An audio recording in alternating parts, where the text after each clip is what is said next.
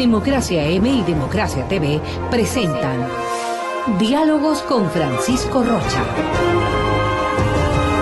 Diálogos. Diálogos.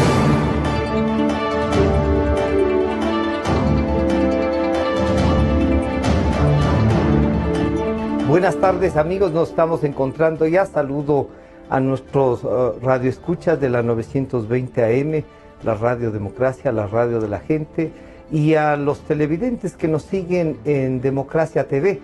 Está con nosotros, como les habíamos anticipado, el señor doctor Santiago Guarderas.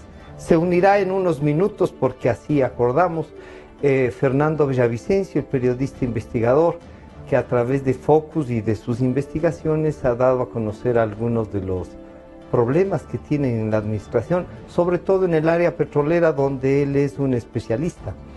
El doctor Guarderas ya fue asambleísta y ahora es candidato a asambleísta nuevamente por el distrito centro-norte de Quito en representación del Partido Social Cristiano. Ya está inscrito, ya es candidato, por lo tanto, Santiago, bienvenido, buenas tardes. Bueno, ¿cómo se prepara y cuáles serían los tres ejes principales que usted como candidato va en estos días ya a comenzar a promocionar, a entregarle a la ciudadanía para que, de ser necesario, voten por usted y las listas 6? Bienvenido, buenas tardes. Gracias, Francisco. Tal vez una corrección puede ser semántica, pero muy importante. Usted decía en la introducción que yo ya fui asambleísta. No fui asambleísta. Fue legislador. Fue legislador, y yo creo que eso es importante, sí, muy importante, porque cuando tuve el apoyo, la confianza ciudadana, yo sí cumplí con la responsabilidad que me otorgó el pueblo, el mandato, legislar, que ahora no lo tiene.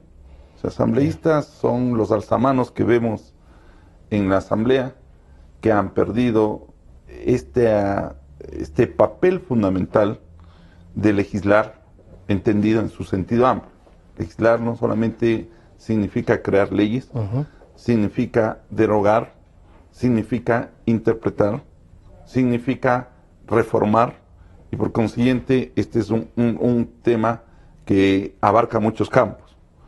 Pues no he sido asambleísta porque no quiero de ninguna manera pertenecer a esta asamblea que nos ha dejado de representar, que nos da una situación de desesperanza y nos hace ver que la política es mala cuando es buena. Pero de ahí también han salido su candidata a la presidencia, la doctora Cintia Viteri. Bueno, entonces, hay asambleístas y asambleístas. Sí. Y lo que aquí alguien podría decirle, lo que pasa es que esto es un proyecto político que funciona con el Ejecutivo, con el Legislativo, con el Judicial, con el Quinto Poder, con todos. Un proyecto político que vendió muchos sueños a los ecuatorianos y que nos ha defraudado. Nos ha defraudado porque el Ecuador, debemos entender que las autoridades no solamente son para respetar a las mayorías, sino también y fundamentalmente a las minorías.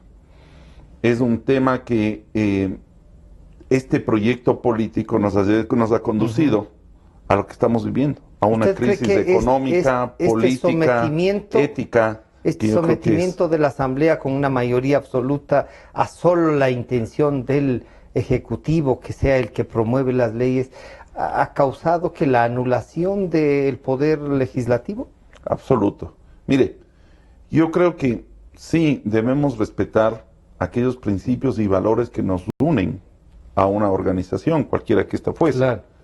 Pero eso no significa que no podamos disentir entre las propias miembros. O que no debamos en algunos casos. O que no debamos, exactamente, ¿no?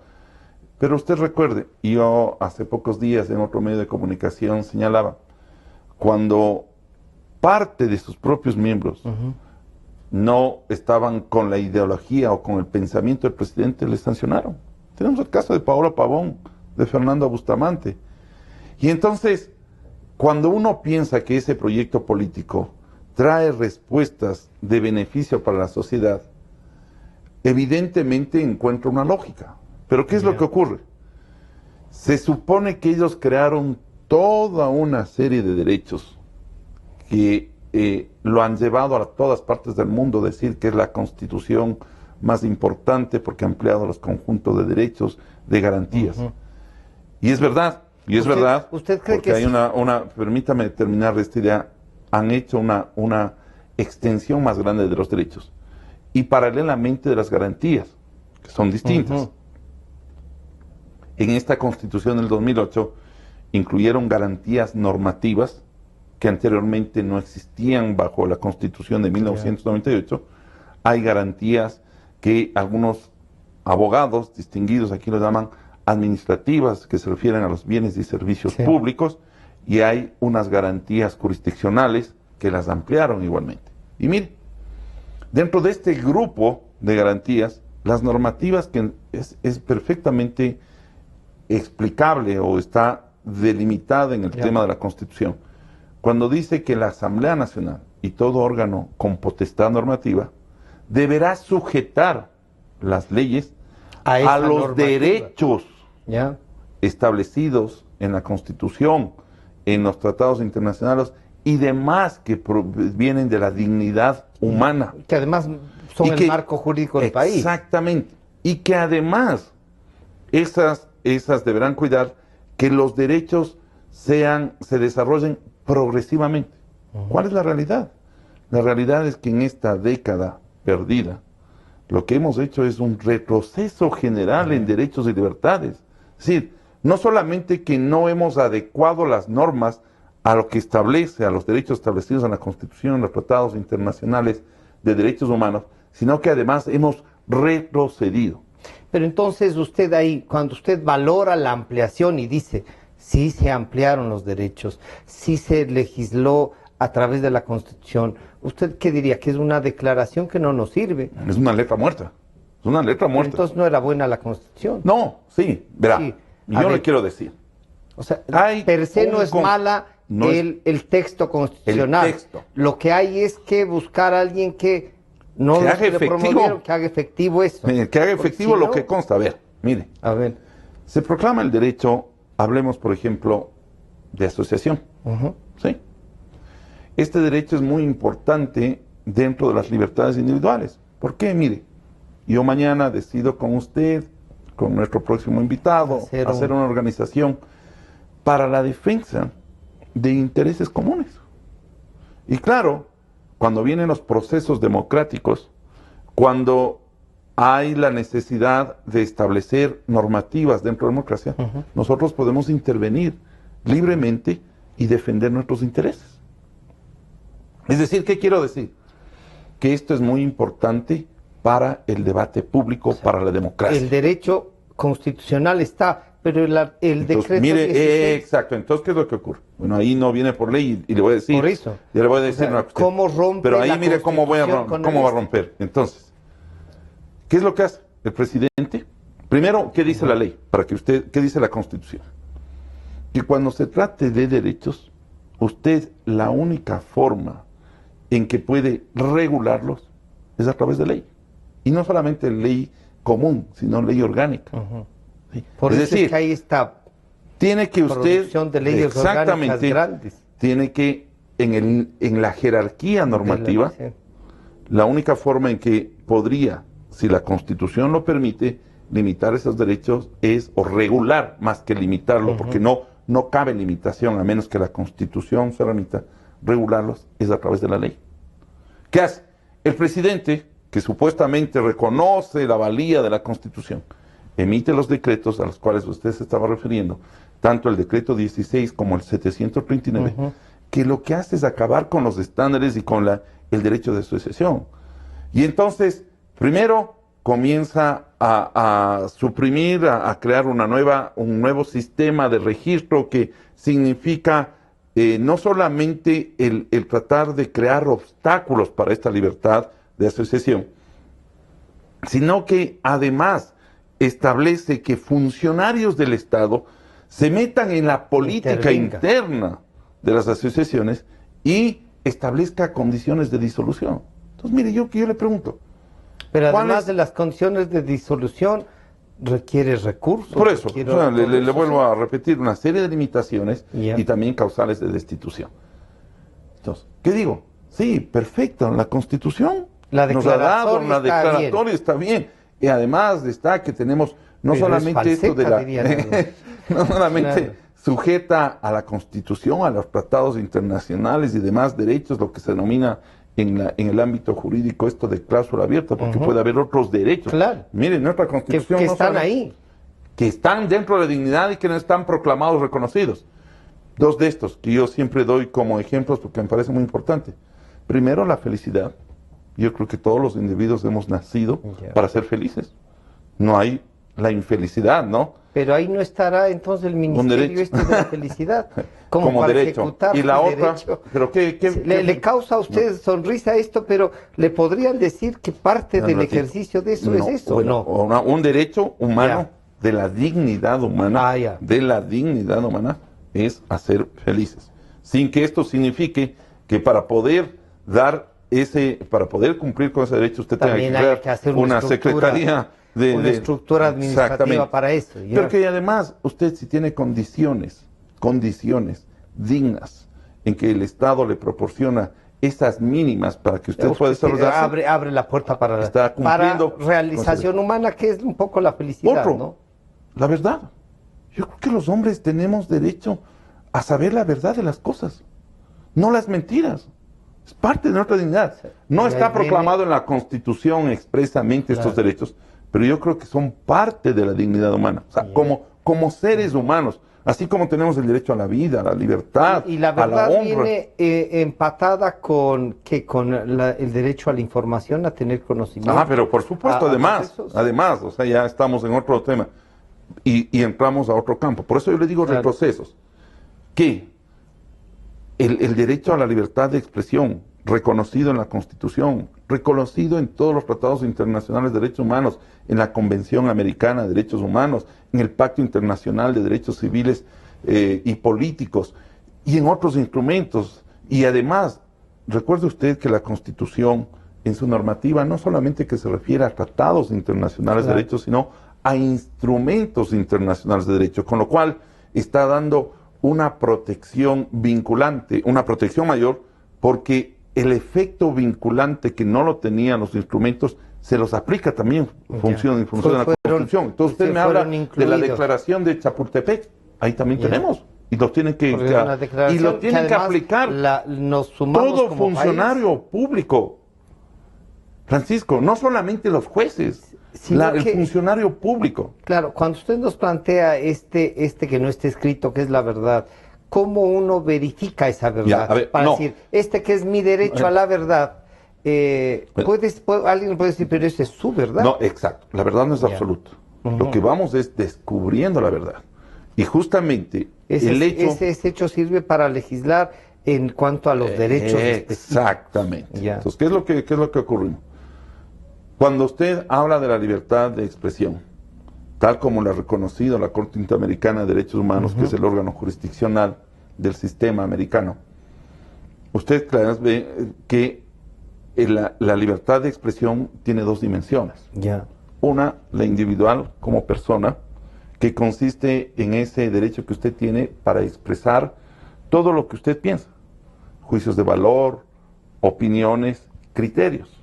Ya. ¿Sí? O sea, para poder decir mi verdad Lo que usted cree. Lo que Al usted cree, lo público. que usted piensa. con la única... Mire, y en a través de cualquier forma. Ya. Lo puede hacer por escrito, lo puede hacer en caricatura, lo puede hacer de forma verbal, de lo que usted. Sin más limitación. Y no necesita ser tampoco periodista para No, hacerlo. no, absoluto. Ya. Todas O sea, las personas. El ejercicio de nuestra profesión es otra cosa. Vean, pero todas tienen Vamos en derecho a cosas tan decir... sencillas y quizá en los comunes que yo trabajo todos los días. Un estudiante puede expresar, yo no creo. ¿Cuándo a veces un estudiante se cohíbe, se silencia? Cuando ve pues hay una autoridad, un profesor que lo que hace es tratar de acallarle. Y es dueño de su verdad y no quiere que reflexione. Entonces. Exactamente. ¿Se da cuenta? Entonces, Claro, por un ahí ya lado, le limita a decir que va, su verdad. exactamente, le van limitando. Imagínense que un profesor le diga, cállese, o le ponga O esto es lo que miedos, o yo le O sancione. sale de aquí si es que no está de acuerdo, vaya. Exactamente. Pero vea, porque es importante que la ciudadanía reflexione en esta cuestión. Y lo mismo pasa en la casa. Cuando los hijos tienen derecho a decirle, papá, yo no pienso igual que Claro. ti, o es mi criterio, simplemente. Pero esa es la dimensión individual. Y la otra, la que usted señalaba, que también es importante y que merece igual protección, que es la colectiva, a saber los criterios de los demás, a saber lo que piensa Francisco, bien o mal. Puede ser hasta que... para discernir. Exacto. Claro, y descubrir. Y la ahí parte usted esa. va a entender por qué es importante el debate, porque esto ayuda a construir la democracia. Y entonces tenemos que proteger tanto la dimensión individual cuanto la colectiva. Porque de ese serían los pilares fundamentales de la democracia. Por eso Y se después establece viene que la libertad de estructura expresión política, es la piedra angular, la- ¿no? Y claro, usted debate y comienza, y ahí es importante, y volvemos al tema inicial que usted me proponía. Pero qué importante que en un parlamento, que en una asamblea, en un congreso, como usted quiera llamarle, hay ese debate. Ese debate obviamente serio, Claro. de opiniones, de criterios. No la de- agresión No, y la no, no, no, no. descalificación. No, o sea, no. El hecho de que pensemos distinto no significa que tenemos que ir ni a agresión verbal ni menos física. A defender con pasión los criterios, pero por supuesto. Pero además con formación y con criterio. Bueno, y eso es lo importante. Y ahí es. Por eso es que no es que se les quiere excluir a los payasos, no se les quiere excluir Ya. a los gente de farándula. Lo único que se le está pidiendo es, si usted va a venir a un foro en donde va a discutir temas trascendentes para el país, bueno, venga, preparado. Pero, Sí. pero Santiago, ¿no será que, Con criterio, que algunos grupos políticos conocimiento. Sintetizan un poco estar contra el establishment, estar entre lo que está hecho y decirles, "Miren, esto es lo que pensamos de esa asamblea y vamos a mandar un payaso, porque lo que hacen es una payasada"? ¿Cómo responderle para que la gente comience a tomar en serio, así como usted nos ha descrito? Esto es lo que hay que hacer, esto es lo que se pide, esto es legislar. ¿Cómo le pedimos a la ciudadanía que tenga confianza en que sí se va a hacer esto que usted ha descrito y que, claro, sus alumnos van a decir, sí, eso es lo que creemos porque eso nos enseña? Exactamente. Entonces lo que uno que tiene que hacer, porque esa es la posibilidad que tiene la persona, el elector, de hacer una selección. Ya. Y entonces, fijarse, pues estudiar también en quienes lo van a representar o quienes pueden representar. Si tiene formación, si ha tenido una hoja limpia, si en su vida pública y privada ha demostrado honestidad, corrección, aportes. Bueno, entonces ahí tenemos la posibilidad de escoger a las personas, ¿no? Pero si nos guiamos simplemente porque tal persona lo conozco, porque es una cara simpática o porque, bueno, vamos a tener y vamos a seguir replicando durante toda esta época asambleas en las cuales simplemente se van a lo que se buscan es voluntades para que la democracia se entiende lo que en algún momento en el pasado era. Simplemente una fórmula de cuantitativa. Y por lo tanto los alzamanos tienen vigencia en estos sistemas. La democracia ya no solamente ahora representa cantidad, sino calidad. También. ¿Sí? Ya no es Y simplemente un conocimiento, método, ¿no?, de la pero sociedad. ya no es solamente un método de un método de cómo tomar decisiones en un parlamento. Ahora también usted tiene que ir a la parte cualitativa. Y la parte cualitativa está encaminado a que las leyes deben responder a los derechos y libertades, a que haya un progreso y para que vaya a solucionar mis problemas. Porque las leyes lo que tienen que hacer es solucionar los problemas de las personas. Pero ahí puede haber una confusión cuando usted dice solucionar el problema. Solucionar no significa necesariamente darle lo que él requiera, sino No, pues, generarle el ambiente con las normas legales para que pueda desarrollar y ahí él pueda resolver exacto. los A problemas. ver, ¿qué es lo que ocurre? Miren, vivimos una crisis económica, voy a plantearle lo que usted dice, en que el mayor problema es el desempleo. Ya. Usted no puede crear una ley individual para decirle, le voy a crear empleo para Juan, le voy a crear un empleo para Pedro. Exacto. Pero Lo que va a es que establecer la una sensación- marca, la un sensación marco queda jurídico. esa. Exactamente. Entonces, ¿qué es lo que ocurre? Por ejemplo, en temas de orden laboral, que es uno de los temas, ¿no? Esta asamblea que acaba de concluir, que está concluyendo. Está por concluir, está ¿sí? por concluir. Va a durar hasta Yo le- mayo, yo le van a voy hacer le vuelvo- barbaridades. exacto, le vuelvo a señalar que ha significado retrocesos. incluyó en una mal denominada ley de justicia laboral. Dijo, bajo este proyecto de que se está precarizando, ¿sí? Y el trabajo. Eliminemos los contratos a plazo fijo. Vea, créame que ese es uno de los peores errores que tiene este gobierno. Yo creo que hay mucha gente, incluso dentro de ellos, que está convencido de este tema. Y la gente de izquierda también está de acuerdo que ese fue un error. ¿Por qué? Le permitía el Código del Trabajo el que usted pueda contratar a una persona por un determinado tiempo. Era hasta 2 años. Hay épocas en que está bien la empresa, hay épocas que está mal, pero muy bien, yo hago un presupuesto anual y digo, voy en este año... Voy a incrementar un nivel de producción. Tengo una buena producción, me ha ido bien, tengo la posibilidad de emplear. Voy a contratar por 1 año a una persona.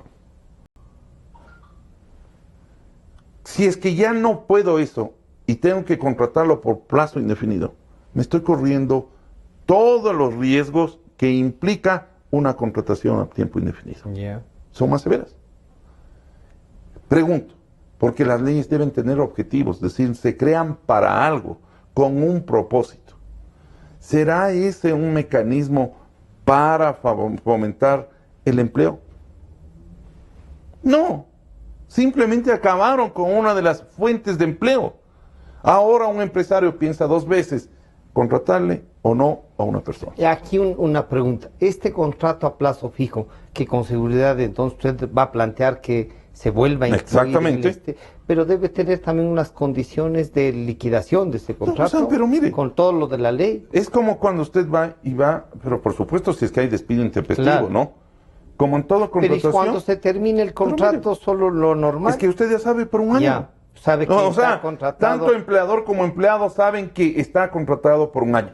Y eso no ¿Qué es indemnización? no es abrir una puerta para que todo el mundo comience a contratar por 1 año. No, pero es que justamente usted tenía la posibilidad de contratos por 1 año o por 2 años. Ya. Bueno, que usted quiera establecer, con lo cual yo tampoco estaré de acuerdo, un número determinado de porcentaje de toda la plana de la empresa, yo incluso está creando limitaciones. ¿Para qué crear limitaciones si lo que tenemos que crear es fuentes de empleo? Acaban de despedir en este gobierno más de 400,000. ¿Cómo va a emplear? O sea, encontremos forma. La otra tema que también nos vendieron en la Revolución Ciudadana, que el trabajo por horas. Sí, claro, si es que usted a través del trabajo por horas quiere explotar a la gente, muy mala idea. Sí, claro, hay que eliminar esa precarización. O sea, lo que hay es que cuidar la precarización, pero darles instrumentos para que pueda generarse trajo. Bien. Ya, pero entonces, usted tiene, mire, ¿qué estamos? Ya, usted tiene contrato a plazo fijo, contrato tiempo indefinido, parcial. Tiene jornada parcial. Ya. Es que no lo han explotado. Ese es un trabajo para universitarios, para estudiantes. No, porque ese es... No se olvide que también esos contratos usted está hablando de la continuidad. Lo único que está cambiando es la jornada, no de 8, de 4, pero hay una continuidad, ¿sí? Que tiene que ser indefinido. Claro. En cambio, el contrato por horas puede perfectamente, y yo digo, para los estudiantes. Vea, inclusive un mecanismo para evitar que los estudiantes se dediquen a otro tipo de actividades, que ya vienen, y quiero sobre esto tratar con usted también, Francisco. ¿Por qué no ellos podrían utilizar viernes tarde, terminan su jornada en el colegio, en la universidad, viernes tarde, sábado, domingo, trabajaron?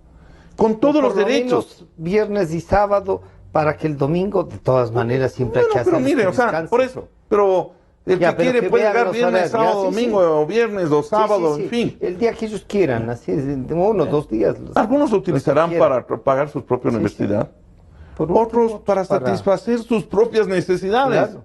Sí. Y de esa manera tenemos una posibilidad de que jóvenes estén empleándose y ganen la experiencia, pues. Ganan Francisco, experiencia y recursos. Acuérdense que muchas de las personas, los jóvenes, no son empleados porque lo primerito que les exigen es son experiencia. Y tenemos cuestiones que podemos ganar.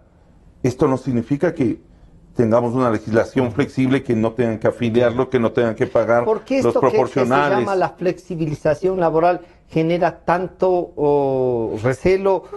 Porque ha habido abusos.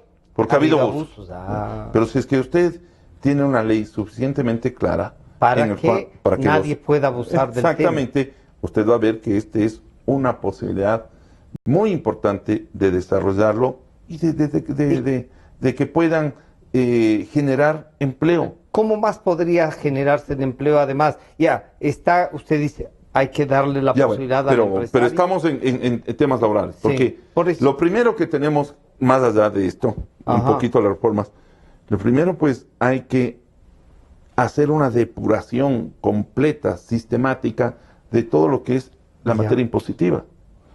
31 impuestos, Francisco, que lo que hacen es ahogar a las personas jurídicas, a las empresas y a las personas naturales, incluso a los emprendedores, que inician una actividad y que pronto tienen que cerrar esa actividad porque ya los impuestos son tan grandes que no les permiten continuar desarrollando esta actividad.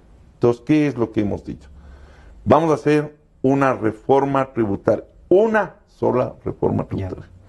Que implica varios van a sumar todos los tributos y generar un marco jurídico y tributario exclusivamente para eso.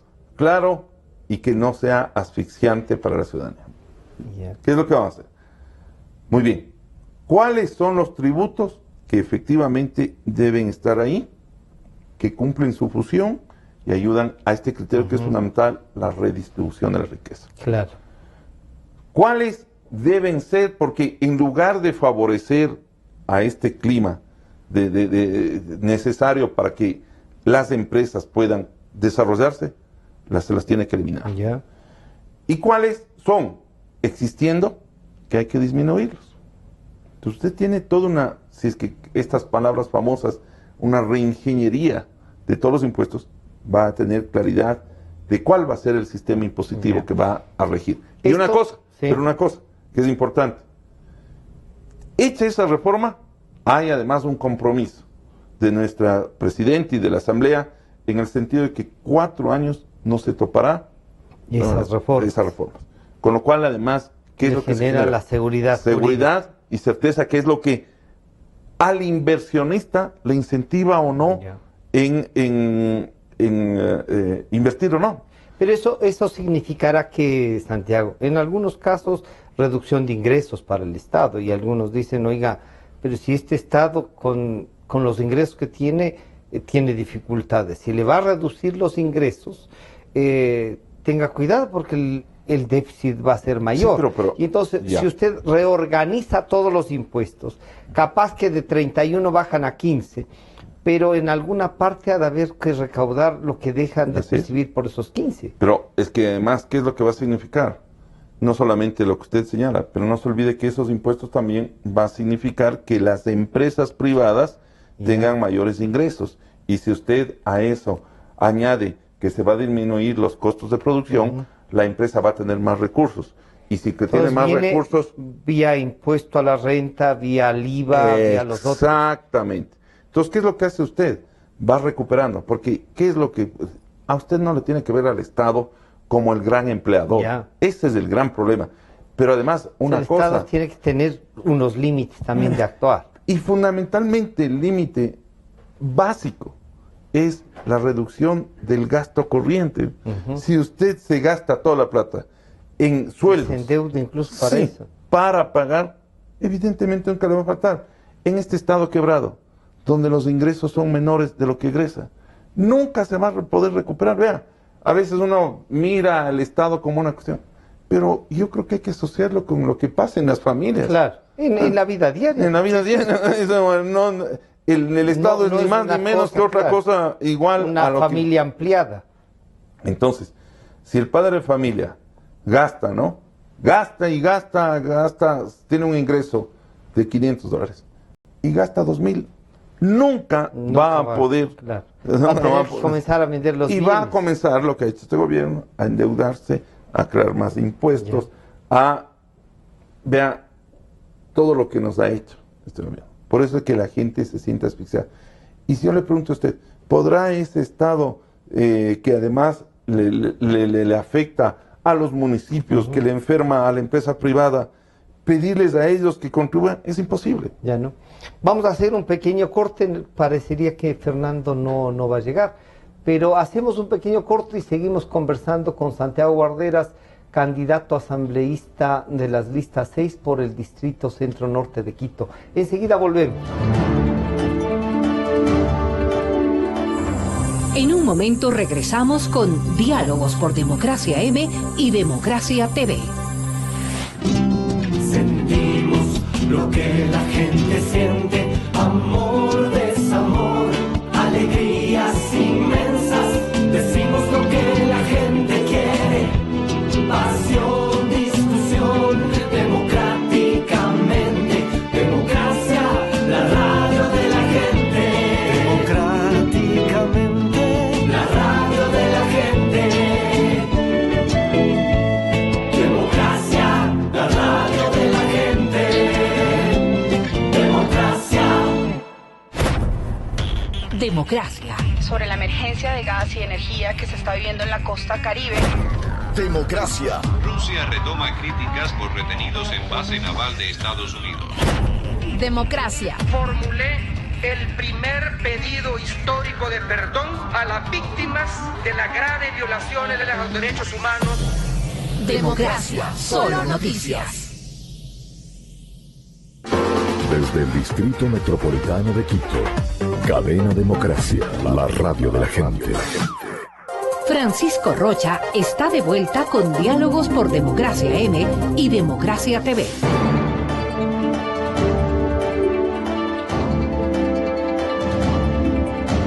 Estamos de regreso con el doctor Santiago Guarderas, candidato asambleísta por las listas 6 del Partido Social Cristiano en el Distrito Centro Norte de Quito. Yo tenía previsto que si llegaba Fernando Villavicencio, tratemos el tema de la fiscalización. Él mismo, en estos años, él ha hecho una suerte de fiscalización, de investigaciones, ha puesto en evidencia algunos actos de corrupción que deberán ser juzgados por autoridad competente. Pero vemos, ¿no?, cómo actúa el fiscal, cómo actúa el contralor, cómo actúan algunos superintendentes. En tareas de fiscalización, que es otra que queda, digamos, pendiente de esta legislatura, ¿qué tiene usted previsto? ¿Cómo funcionaría la fiscalización de ser electo por el Distrito Centro Norte de Quito? Bueno, primero hubiese sido bueno que Fernando nos acompañe para expresarle mi solidaridad frente a toda esa lucha que ha tenido, valiente, frente a este régimen persecutor. Y no le permitieron ser candidato. Y no le permitieron ser candidato. Hubiese sido un buen honor también competir con él en el Distrito Norte. Pero bueno, creo que hay que hacer justamente la tarea que él venía haciendo, efectiva. Ya. Lo que no ha hecho este gobierno. Lo primero que hay que hacer es reformar la ley de orgánica de la función legislativa. Mire, en la parte esta que en la parte que es la fiscalización, justamente porque ellos han metido las manos en todas las leyes para consolidar, una estructura para anular exactamente esta estructura correísta que anula toda posibilidad de que pudiera hacerse fiscalización. Uno tiene que pasar por el filtro del CAL, del Consejo de Administración Legislativa, y si el CAL decide que no, prácticamente ahí se termina el juicio político. El único juicio que se intentó hacer con el ministro de Educación, Augusto Espinosa, se quedó en el CAL. Vea, no puede ocurrir que en la comisión tenga usted informe. Si al CAL no le interesa, simplemente ahí se archiva. Hay que reformar eso, hay que acabar con eso. Hay que darle la posibilidad de que el legislador cumpla con esta tarea que es trascendental. No al show, pero sí a la fiscalización. Al show, de ninguna manera. Si usted tiene pruebas contundentes, a este señor hay que destituirle, juzgarle y destituirle. Y no solamente destituirle, presentar las acciones penales, legales que correspondan para que se inicien los procesos penales. Porque recuerde usted que lo que hace la Asamblea o el Congreso es juzgar la responsabilidad política. Y de ahí además pasar al tema judicial. Y de ahí, pues exactamente, por eso le digo, al judicial, si es que es penal, al fiscal, etcétera. Pero si tenemos un fiscal de la naturaleza que ahora vemos, un fiscal que deja huir a los corruptos, un fiscal que se hace de la vista gorda con gente vinculada al gobierno, un contralor que no sirve para nada. Usted tiene que acabar con esas personas, tiene que mandarles a las casas. Un defensor público que más o menos levanta la cabeza y un defensor que resulta siendo defensor del gobierno y no del pueblo, ¿no? Por eso le decía. Pero está de candidato nuevamente. Eso le estoy diciendo. Y me parece que es una sinvergüencería el hecho de que tenga todavía el interés de ser reelecto si realmente no ha hecho nada. No ha hecho nada en favor de los ciudadanos. Lo que ha hecho es defender, entre comillas, los derechos de los funcionarios públicos. Entonces, yo creo que estos señores tienen que irse a la casa, toditos.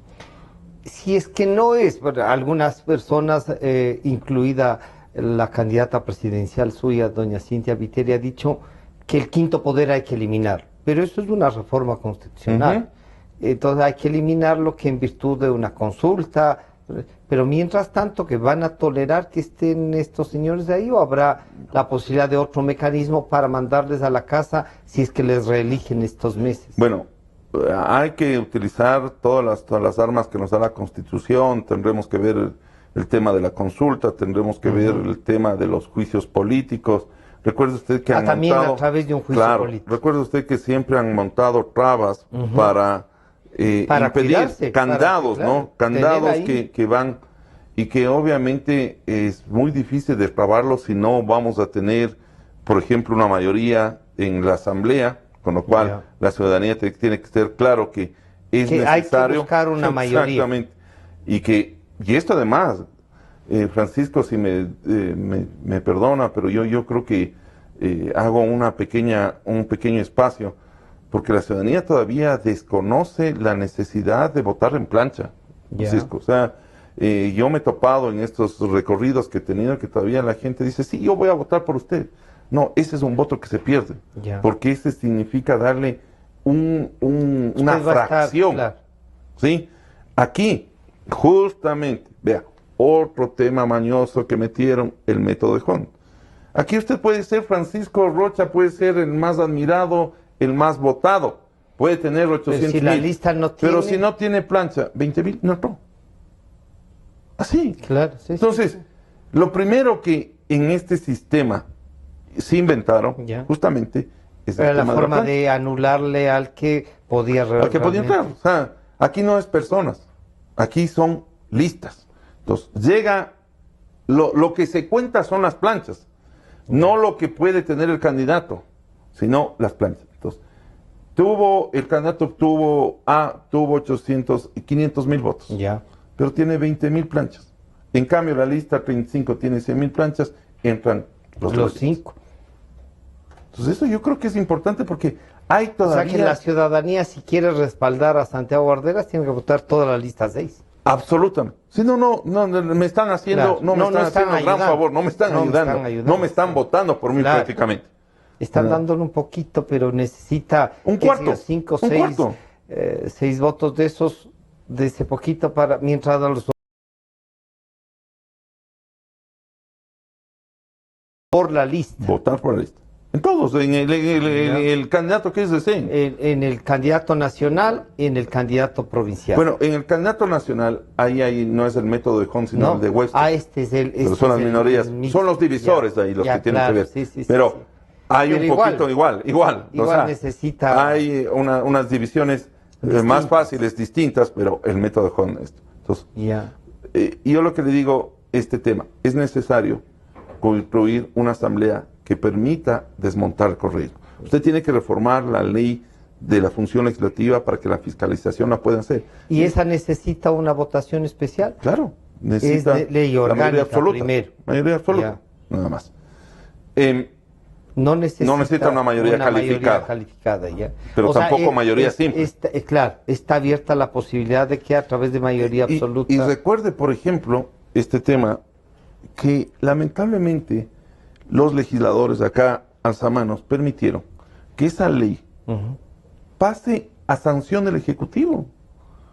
¿Dónde usted puede imaginar que la Asamblea, que tiene su ley, propia ley para regular sus procedimientos, mande ese proyecto al Ejecutivo? Y él como colegislador dice, no, así no se tiene que hacer la fiscalización.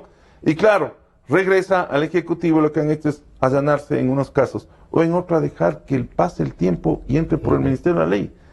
¿Dónde está, Francisco, la independencia de poderes, independencia que tiene que existir? Pero además la representación política de cada uno de los asambleístas. O sea, mire, yo no creo que se afecte a un proyecto político si usted hace las cosas sensatas, con criterio, con conocimientos y debate, y le dice, no, señor presidente, esto no puede afectar los derechos, esto no es un sistema que permita hacer un ambiente para que la democracia se fortalezca, sino esto más bien está impidiendo, está permitiendo que se haga un proyecto totalitario.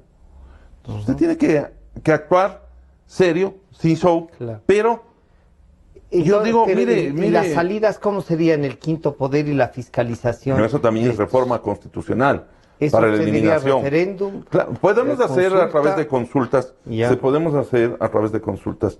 Yo creo que es muy importante, yo no he escuchado, pero yo he venido estudiando la posibilidad de que muchos de los temas que se hicieron se pueden deshacer a través de consulta y podemos regresar a los sistemas originales que eran inicialmente muy bien concebidos, pero que han sido desnaturalizados. Vea, este tema, yo creo que nadie podría decir que las veedurías son buenas. Claro, pero si usted como ciudadano le vende la idea que es el primer mandante y que usted va a tener la posibilidad de participar en los procesos y examinar si los funcionarios públicos han cumplido o no. Pero si le ponen, apenas se crea una comisión ciudadana de veeduría y le meten presos a los veedores, yo pregunto, ¿usted como ciudadano se metería como veedor? Exactamente, sería veedor. Y si se acepta ser veedor, a ver nomás lo que han hecho, pero no a decir nada. Y callarse. Se asume la responsabilidad de veedor. Tiene que decir lo que ha visto y está mal, tiene que decir. Pero ¿qué hicieron después? Le metieron como hicieron los veedores de los contratos del Gran Hermano, ¿no es cierto? Primero, como es lógico, tenían que ser públicas las declaraciones, porque la publicidad es la causa y eso trae como consecuencia la transparencia, que es el efecto, ¿sí? Entonces, obviamente, usted es ciudadano y va a expresar lo que está viendo a la ciudadanía, si está bien o está mal. Hicieron reformas para que que todos los procesos que hacen los veedores sean reservados, ya no son públicos. ¿Sí? ¿Qué hicieron?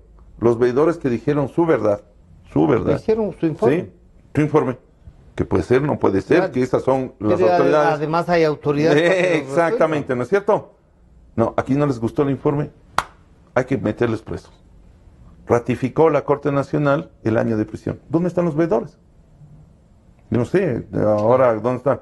Pero yo le pregunto, y ahí viene la reflexión. Mañana si le dicen, Francisco, venga a participar como veedor, le va a... No, muchas gracias. ¿Para qué me voy a meter? Estoy en juego, queriendo contribuir a la democracia, mañana me voy preso. Hay que cambiar. Entonces, esta estructura creada en esta Constitución, que usted dice que sí tiene cosas buenas, yo hice campaña porque no se... Yo voté por el no. Porque no es que estamos hablando de la parte dogmática, de derechos y garantías, en teoría. Porque otra vez la parte orgánica es la estructura. Ahora, hay muchos, sabemos, cartas de amor. Hay muchos que creemos que si bien tiene una parte positiva en cuanto a la declaración de derechos, la parte orgánica fue estructurada para que estos derechos y libertades no vuelvan a conculcar. Exactamente. Que no se puedan ejercer, que no se puedan desarrollar. Entonces la Constitución no es ni buena ni mala. Si es que usted no puede desarrollar la parte dogmática, porque la otra parte le puso trabas, no es buena Constitución. No, a ver, no, yo no he dicho que es buena Constitución. Yo he dicho que en materia de derechos y en materia de garantías está expresado ahí. Y que está bien expresado. Pero que la parte orgánica destruye esa posibilidad de que esos derechos y garantías puedan cumplir su en función. el mismo acto nos hicieron aprobar las cosas. Por eso finalmente la Constitución es pésima. O sea, hay que darle, no lo pongamos pésimo, es mal. hay que rescatar la parte dogmática y reestructurar la orgánica para que se puedan desarrollar esos derechos. Exactamente. Ya. Y claro, y ahí hay criterios muy importantes de que inclusive viéndolo desde esta óptica, cuando la Constitución declara que el Ecuador es un Estado de derechos y de justicia, parece que el Estado es el que le dice qué derechos le va a dar a usted claro. y en qué forma le va a dar estos derechos. ¿Cómo va a administrar los derechos de la Y claro, ciudadanía? cuando usted ya comienza a atar la parte orgánica de la estructura del Estado, cómo está dado, Es así. obviamente llega allá. Claro, o sea, tenía un camino que era Claro. así. Santiago, ¿se podría hacer, no sé, se me ocurre, un proyecto de ley sustitutivo a la actual Constitución y decir, a ver, como en el 78, vota por el proyecto de Constitución para no hacer una constituyente? Porque el Pero es tema que ahí tienen los ¿cómo candados, hacemos? es que ahí están los candados, Ya. porque usted recuerde, tiene la reforma parcial, tiene la enmienda, tiene la reforma total. Ya. La reforma total se lo tiene que hacer Solo a través de a Asamblea través de Constituyente. Asamblea Pero recuerde Constituyente. que en cada una de las enmiendas de las reformas parciales también tiene candados en cuanto al procedimiento, en cuanto a las libertades Y las y llaves derechos. para las enmiendas las tuvo solo el presidente. Y ¿A través de pasaron qué? reformas ¿A través de qué? la Corte Constitucional. Exactamente. Y esta Corte Constitucional... Hay que mandarle a la casa. ¿Pero cómo le mandamos? Pero ¿Con vamos, juicio político? utilicemos el tema de la consulta popular, de la voluntad popular. ¿Ahí qué preguntaríamos? ¿Desea usted que se vayan a la casa los ministros de la Corte Claro, el problema que le van a decir, oiga, ¿y cómo va a ser usted? ¿Quién Y se usted- queda? Y el problema que aquí, que tenemos que superar, pero eso lo tiene que hacer por voluntad política. Usted lo tiene que hacer. Ya. Le van a decir, oiga, pero toda esa propuesta de consulta usted tiene que pasarle a la Corte. Claro, ¿Ah? tiene que calificar la Claro. pregunta. Entonces, ahí es una de las trabas que vamos a tener, ¿no Ya. es cierto? Entonces, por eso va a ser importante inclusive la fuerza que debe tener este próximo gobierno. Yo creo que el tema de la consulta se lo tiene que ir haciendo por partes. Ya. Se lo puede desmontar Varias consultas. en varias consultas. En las primeras, para deshacer de la misma forma que se hizo las consultas. No hacer una sola consulta con varias cosas que se resuelvan. Sí, ahí podría incluir consultas, referéndum. Ujú. Vamos O sea, hacer a ver. una consulta y un referéndum. Claro, se puede hacer al mismo tiempo. Por eso le digo, ¿En qué encontraría, Santiago, usted esta posibilidad que a algunos les he escuchado de hacer un proyecto de constitución definido, desarrollando otras cosas, limitando, sacando Pero eso lo sería que haya que un sacar, referéndum. y teniendo, decir, a ver, este proyecto yo como presidente de la República o yo como presidente en el caso de doña Cintia, quiero consultar, ¿aceptan la del 2008 o esta que le estamos planteando nosotros? ¿Se puede o no es eso? No, porque ya? ahí dependería cuál sería el contenido. Porque si que implica nomás una sería reforma una total. no, sería una si reforma es parcial, entonces o ahí parcial. la forma en que se Tiene tendría que ser ser asamblea constituyente. asamblea constituyente. ¿Se pueden constituir la próxima asamblea en asamblea constituyente Bueno, por a través de decisión una popular, consulta? a través de consulta popular, pero Y por decirle, supuesto. a ver, esta asamblea que ha sido, a través de esta El consulta gran- se constituye en constituyente por Sí, un año. Pero no se olvide, Francisco, que en todos estos supuestos que nosotros estamos pensando, tenemos un gran escollo, que va a ser que esto tiene que pasar por la Corte Constitucional. Claro. Este es el tema. Y eso Bueno, pero yo creo que es el momento en y que... si es que les Ahí ponen, vamos a como ver. dicen, en la cárcel como deberían estar. Vea, algunos de vamos, ellos. exactamente. Lo que sí le voy a decir es que ya la Corte Mecanismos. Constitucional no va a poder emitir dictámenes arbitrarios, Ya. porque ellos tienen que tener también responsabilidad, ¿sí? Y esas responsabilidades son las que se las tiene que hacer efectivo. Yo no quisiera Un poco señalar la algo. estrategia que va a ocurrir, Ya. pero que estamos pensando justamente en todos los Todo mecanismos esto para que dentro del marco jurídico se pueda cumplir con los objetivos que se tiene por parte de la ciudadanía que está cansada de estos órganos arbitrarios, lo estamos planificando. Santiago, en estos últimos tiempos, yo decía, por eso era la invitación a Fernando, se ha vendido el campo Sacha o se está negociando, se vendió el AUCA, quieren vender Sopladora, quieren vender la CNT. Bueno, todo, hasta los canales incautados dicen que ahora quieren vender. ¿Será que se supone quieren? se supone que hicieron la declaración que hace 6 meses iba a durar la negociación. Ajá. ¿Qué estamos? 10 años.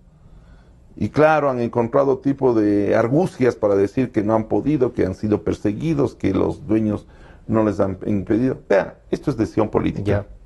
En el tema del fiscal, del contralor, del superintendente de comunicaciones que se le sometieron al fiscal, no se ha dicho nada. Esos tienen que ir a la casa. El fiscal tenía empresa... Pero vean, este gobierno, la propia sí. Francisco, el propio presidente de la Comisión de Civil o Penal, si no me equivoco, Mauro Andino, él ha señalado que la comisión le advirtió al fiscal de todas las irregularidades en Petroecuador.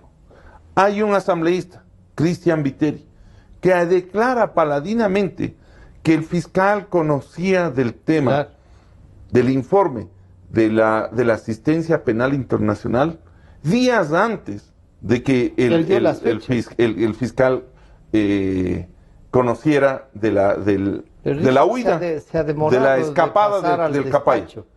Oiga, después de esos elementos, ¿qué está esperando la Asamblea para destituirle? ¿Por qué no lo hacen? ¿Estarán defendiendo a alguien más?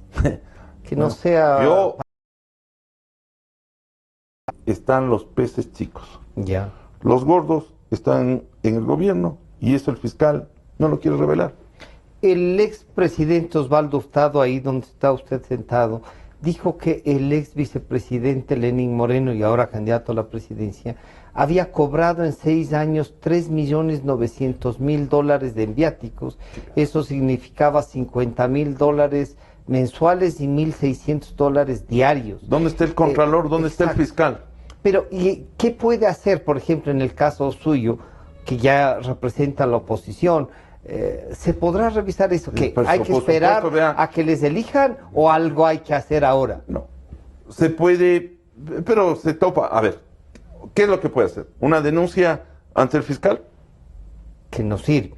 Pero dejar constar y al contralor que informe si es que eso es así. Bueno, se le ha pedido. Yo entiendo que nuestros representantes ahora en la Asamblea han hecho peticiones en ese sentido. Y tampoco. Por eso la necesidad de que al menos haya un legislativo, no solamente al menos, más bien, que el legislativo y el judicial sean totalmente independientes. Vean, es bueno para la democracia. Lo peor que ha ocurrido en esta década es que todos los órganos estén subordinados del Ejecutivo. ¿Quién se tomó en serio la declaración que hay en la Constitución de que él es el jefe de todas las funciones? Y entonces, claro, usted ve que todas las 5 funciones, las novísimas 5 funciones que tiene nuestra Constitución, han agachado la cabeza y prácticamente se han convertido en una dependencia más del Ejecutivo. Pero entonces, ¿de qué? Usted lo que nos estaría diciendo es, hay que tolerarles hasta de ninguna manera. ¿No? Hay que impulsar todas las acciones. Claro, estamos en una desventaja, porque cuando usted quiere accionar, lamentablemente se topa con los funcionarios que permiten que este estado de cosas se mantenga. Santiago, 2 cosas más. La una es, ¿usted tiene confianza en el proceso electoral, en el Consejo Nacional Electoral? ¿Y qué resguardos tomarán como Partido Social Cristiano? Mire, el Consejo Nacional Electoral nos ha demostrado que no es imparcial. Suficiente con lo que estamos viviendo en la pre-campaña. Ya. Usted ve que los famosos procedimientos que llevan adelante para juzgar dizque las infracciones electorales que la cometen los del gobierno se archivan. Encuentra cualquier resquicio formal para... Cuando la oposición hace alguna denuncia, simplemente como ha ocurrido, le trasladan al tribunal contencioso y el tribunal archiva. Pero si tenemos jueces del tribunal, recuerde usted que acabó de renunciar una persona que aplaudía el día en que se proclamaba la candidatura de Lenín Moreno. Dese cuenta ese tipo. ¿Este tribunal tiene un valor real para la democracia? Claro, para juzgar las infracciones. Pero necesitamos tener una un tribunal así expreso Pero para vea, o que funcione algo. Ahí usted tiene dos posiciones. Problemas. Yo, si es que usted va por el principio de la unidad constitucional, todo el que tiene potestad de juzgar debería Debe ser estar parte de en la corte, función ¿ya? ¿Judicial? judicial. Acuérdese que se intentó en el año 92, cuando se crearon 30 ministros, 6 Con salas una que sala, había. Exactamente. una sala que pueda tratar el tema. ¿Sí? Yo no creo que ese sea el problema, Ya. si depende o no del Ejecutivo. Lo importante es que si es juez, tiene que ser Juez. imparcial e independiente.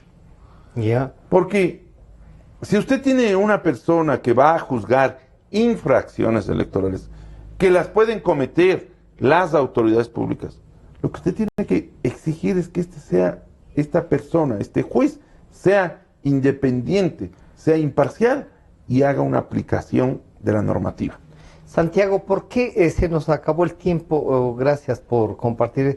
¿Por qué deberían los ciudadanos del Distrito Centro Norte de Quito, en general, votar por los socialcristianos para ir a la Asamblea? Y votar por usted, que ha sido catedrático universitario.